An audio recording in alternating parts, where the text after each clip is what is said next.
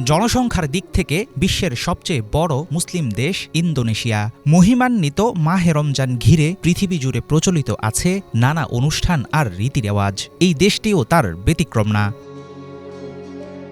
সিয়াম সাধনা পালনের মধ্য দিয়ে মহান আল্লাহর নৈকট্য লাভের চেষ্টা করেন ইন্দোনেশিয়ার মুসলমানরা। রহমতের মাসের চাঁদ ওঠার সংবাদ প্রচার হতেই সবাই জড়ো হয় মসজিদের পাশে কোনো খোলা জায়গায়। বিশেষ ধরনের ড্রাম বাজিয়ে পরস্পরকে জানান রমজানুল মোবারকের অভিনন্দন।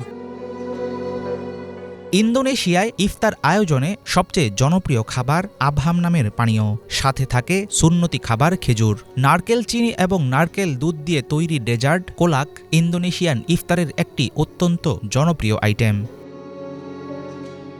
রোজার ইফতারে তেল ও মশলা জাতীয় খাবার এড়িয়ে চলেন এখানকার বাসিন্দারা। সবচেয়ে বেশি গুরুত্ব পায় ফল এবং ফলের জুস। সারাদিন রোজা রাখার পর খেজুর, ফ্রুট ককটেল এবং ডাবের পানির মতো প্রাকৃতিক খাবার ইন্দোনেশিয়ানদের প্রথম পছন্দ।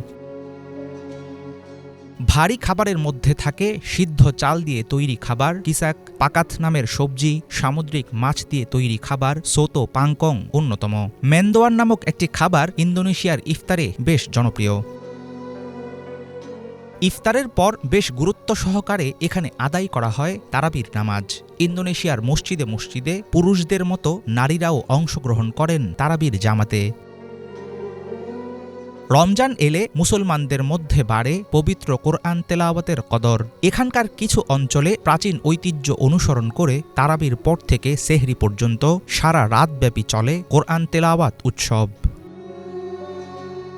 এশিয়া ও অস্ট্রেলিয়া মহাদেশের মাঝখানে অবস্থিত দ্বীপরাষ্ট্র ইন্দোনেশিয়া। দেশটিতে আছে ৩০০র মতো জাতিগোত্র আর ৭৫০র মতো ভাষা। ধর্মীয় জীবনযাপনে খুবই আন্তরিক এখানকার মুসলিম জনগণ। আত্মশুদ্ধি লাভের জরিয়া হবে পবিত্র মাহে রমজান। দ্বীপ দেশটির মুসলমানদের এমনটাই আশা। হাফিজুল ইসলাম, বাংলা ভিশন।